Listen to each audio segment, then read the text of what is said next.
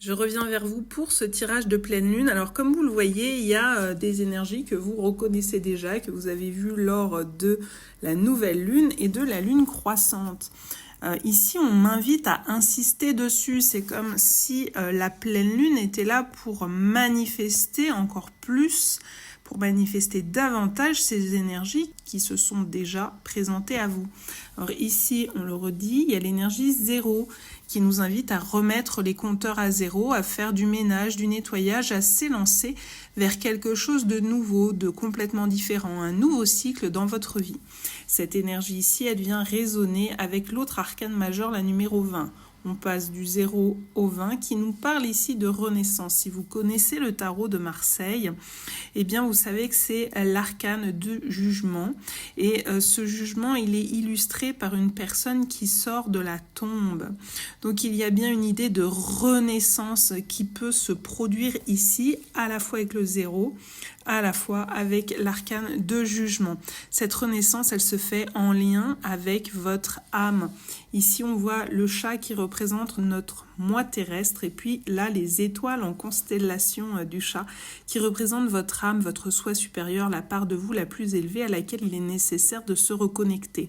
Ainsi, cette renaissance passe par une croissance d'âme qui va vous aider à évoluer. Écoutez, ce qu'on me dit plutôt, c'est de bien insister sur les énergies majeures. On a quand même 3 énergies majeures. Le 0 ici, c'est notre petite sirène qui nous parle de transition, de passer d'un cycle à un autre cycle, de se donner l'autorisation de la renaissance. Elle est liée à la fois au diable, ici à l'énergie du diable et à l'énergie du jugement. Alors ici, c'est finalement une insistance, un écho sur la question de la renaissance. C'est comme si ce chat terrestre venait communiquer avec sa partie plus élevée, son soi supérieur. Et donc, il est question d'une renaissance qui va aider à une croissance d'âme, qui va vous aider à évoluer. Et du coup, il nous reste une 3e arcane majeure. Mais c'est pas rien, ça veut dire que cette lunaison au mois d'août est une lunaison déterminante. 1, 2, 3 arcanes majeures. C'est énorme. Sur seulement 4 cartes, sur un paquet de plus de 70 cartes, seulement 22 arcanes majeures, on en a sorti 3. Cette lunaison est déterminante, entendez le bien, ce que vous allez poser comme acte au mois d'août, ce que vous allez rencontrer comme opportunité sur votre chemin au mois d'août va déterminer énormément les mois à venir. Cette fin d'année pour vous, 2024. Et peut-être même plus loin que ça, ça peut influencer les années à venir, bien entendu. Donc ici, on l'a expliqué, il y a de l'écho entre la première et dernière arcane majeure. Et vous allez me dire, le diable, qu'est-ce qu'il vient faire au centre ? Eh bien, le diable, il a 2 axes de lecture. Le premier, c'est que cette croissance d'âme ici, cette renaissance, ce nouveau départ, peut se faire uniquement en se libérant de vos conditionnements, de vos croyances, de vos blessures, de vos peurs. Si vous restez attaché à ça et que vous posez vos actes, vos choix, vos décisions par peur, si je renonce à ceci ou si je décide cela par peur, eh bien je reste coincé, je ne me libère pas. Attention! L'autre axe possible de lecture de cette énergie du diable qu'on retrouve ici, eh bien, c'est de la lier davantage à l'arcane mineur ici du 8 de Pentacle qui se trouve caché en dessous. Je vous la remonte. Ici, on voit bien tous ces deniers, tous ces sous. Donc, effectivement, le diable associé au 8 de Pentacle peut nous expliquer une réussite financière ou alors une grosse dépense qui vient marquer cette renaissance, ce nouveau cycle, cette possibilité de croissance en vous. Il y a un changement qui peut vous coûter cher, j'ai envie de dire, financièrement parlant. Alors ça peut être tout à fait bénéfique, ça peut être l'achat d'un nouveau logement, ça peut être un déménagement, ça peut être l'achat d'une nouvelle voiture. Ça peut être ce qui représente pour vous une grosse dépense. On n'est pas obligé non plus d'aller dans les extrêmes du prix d'une maison, mais c'est ce qui va représenter pour vous un vrai investissement financier, un vrai achat, un vrai coût et quelque part un risque financier que vous prenez. Ce risque-là est gagnant si il est en lien avec un nouveau cycle, une renaissance, un nouveau départ ou tout simplement une croissance, une évolution spirituelle. Donc tout cela est très favorisé. Dans ces cas-là, ce que ça peut venir aussi vous demander, c'est de la persévérance avec le 8 de denier. Ce nouveau cycle passerait donc par une forme d'endurance. Il ne pourrait voir le jour peut-être pas tout de suite, pas immédiatement, ou une réussite financière, entrepreneuriale, professionnelle, une mutation.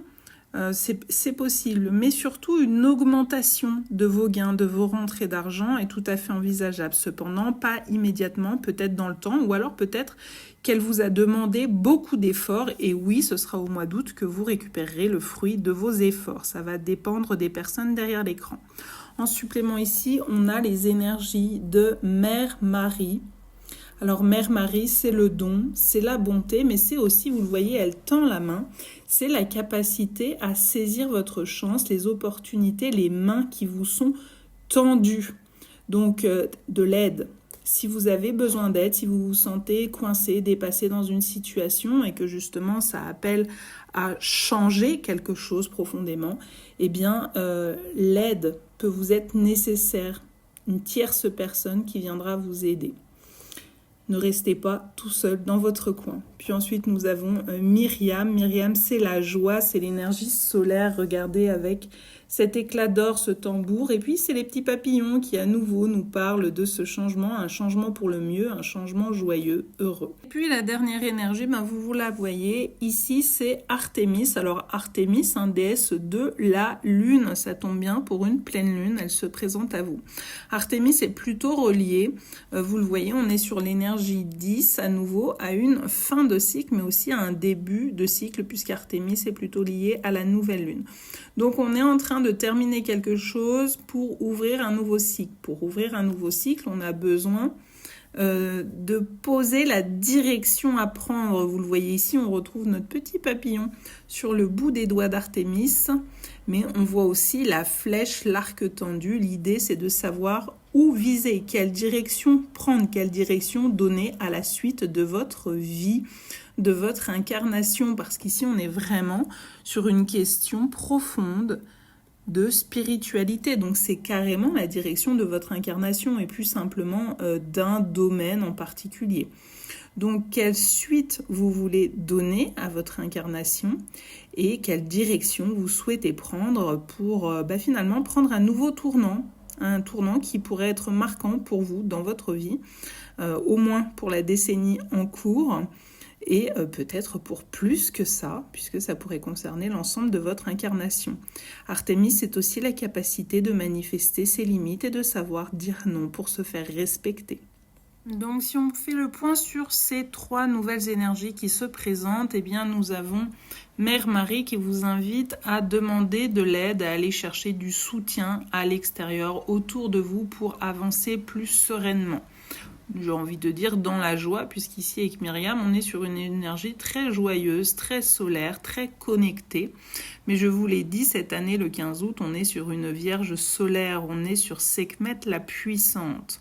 On le retrouve bien ici dans ces très belles énergies. Et puis, l'idée, c'est de trouver un point de joie, à la fois pour se faire aider, comme un soutien heureux, lumineux, joyeux, et également pour donner un nouveau sens, une nouvelle direction à sa vie, à son incarnation, au cycle qui arrive, pour ramener finalement plus de lumière, plus d'or, plus de gloire, de puissance, de force dans ce nouveau cycle que vous pourriez commencer.